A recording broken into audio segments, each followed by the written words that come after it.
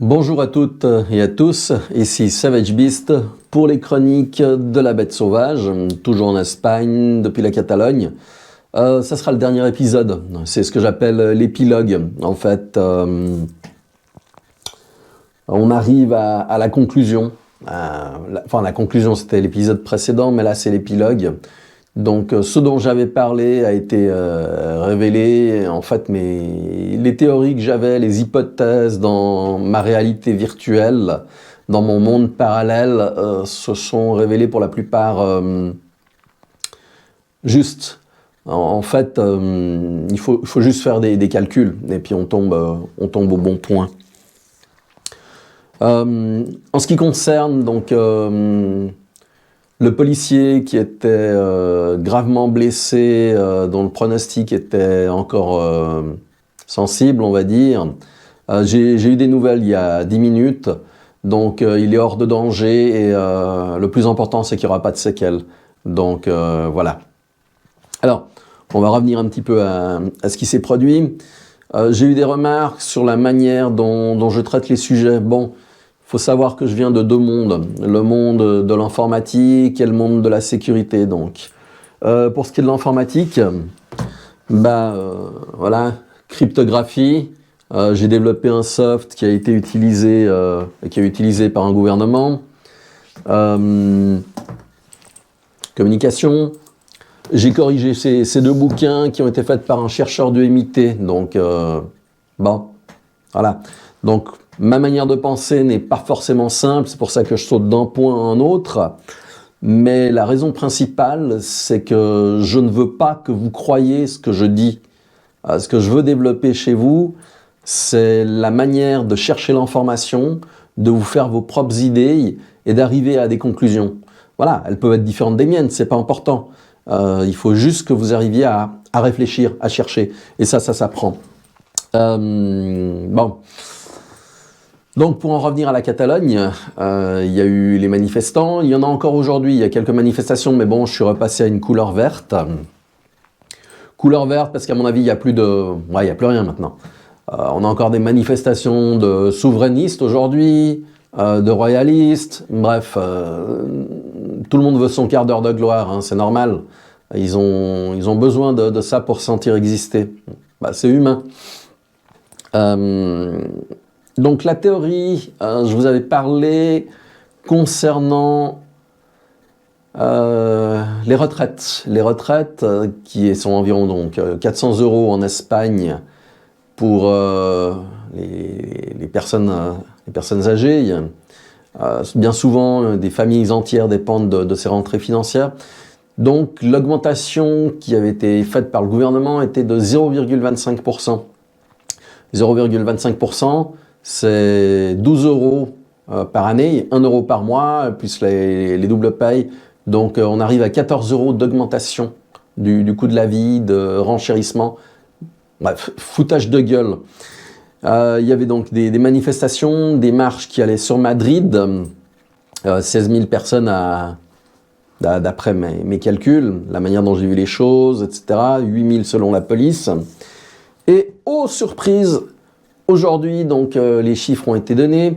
En fait, le gouvernement qui n'existe pas, qui n'est pas actif à l'heure actuelle, puisqu'il n'y a pas de gouvernement, de majorité gouvernementale qui fonctionne en Espagne. Donc ils ont décidé d'offrir 0,29 € par jour de revalorisation. 30 centimes. Avec 30 centimes, vous pouvez acheter un petit pain. Ah, un petit pain pour toute une famille. Voilà, le petit pain, ça va être une tranche pour le grand-père, une tranche pour la grand-mère, une tranche pour le père, une tranche pour la mère, et puis ce qui reste pour les enfants. Hein, voilà. Donc bon, 29 centimes par année, 29 centimes par jour, ça représente environ 105 € d'augmentation sur l'année. On n'est plus à 14 €, on est à 105. Donc il y a quand même une croissance. Si on pousse le calcul plus loin, donc on se rend compte qu'en fait, il y a environ 8,5 millions de personnes à la retraite, 8 millions et demi, plus toutes les familles qui dépendent de ça.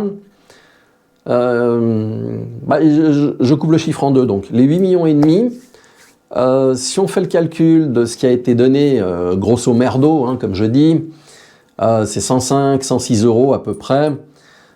On arrive à un chiffre sur une année de 1 milliard. 1 milliard de budget pour revaloriser les retraites. Ça devient lourd, 1 milliard. Donc, ce chiffre, il faut bien se rendre compte que les manifestants pour les retraites étaient environ 16 000, c'était pacifique. Ça fait 8 millions et demi de personnes dont leurs familles dépendent.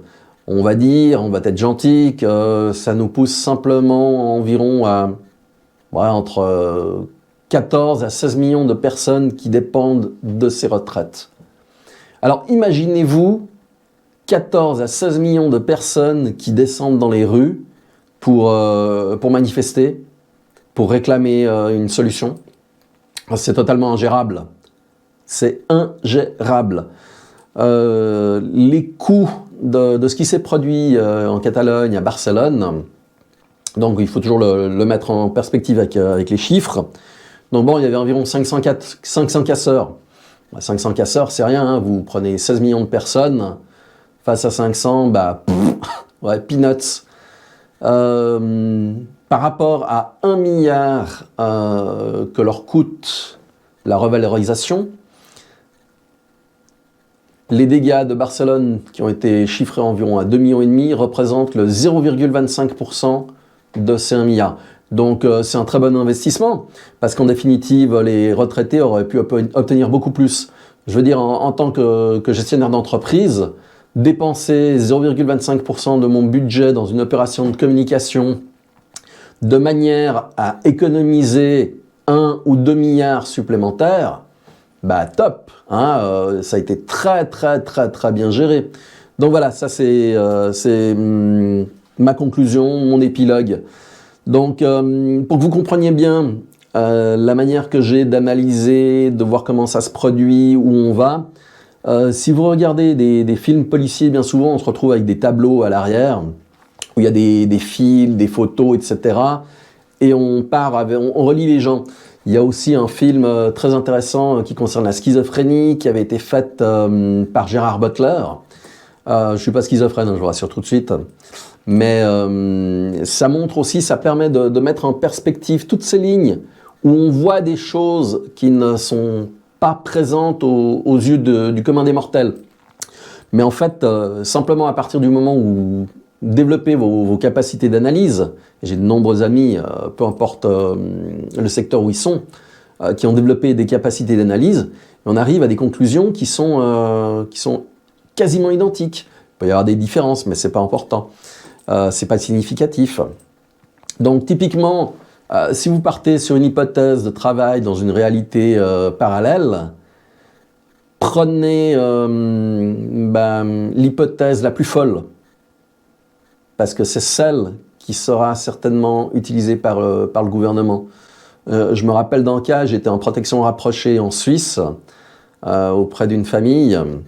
On était en Valais, et on s'est retrouvé avec une autre famille qui est arrivée avec des enfants qui venaient du même pays. Bon, ça m'a paru suspect. On avait les contacts, parce que ces personnes sont toujours accompagnées de militaires, de gens qui sont dans le renseignement. On a pris les informations, ça a été remonté. Effectivement, c'était un check qui était fait pour savoir si on détectait une présence ou pas. Bon, voilà. Qui va penser qu'une famille avec 2 enfants en bas âge sont des espions qui sont là pour contrôler votre travail? Même chose pour les gouvernements. L'hypothèse qui sera la plus tordue s'avérera la plus juste, la plus probable. Au niveau informatique, maintenant, on se dirige donc vers l'informatique quantique. Et c'est basé sur des statistiques, des probabilités. Plus la probabilité est haute, et plus vous avez la possibilité de tomber sur la bonne solution. En gros, c'est la même chose pour vous donner un ordre d'idée. Voilà, je vous remercie de m'avoir écouté durant ces 4 ou 5 jours. Comme je tape sur tout le monde, hein, que je ne prends pas parti, bah, je suis obligé de semer la merde à gauche, à droite, au milieu et au centre, parce que je dérange du monde. Et bah, me comportant de cette manière, je passe pour un bouffon. Or, le bouffon du roi n'est pas dangereux. Il est là pour amuser la galerie. Je vous souhaite une bonne soirée. À bientôt. Ciao.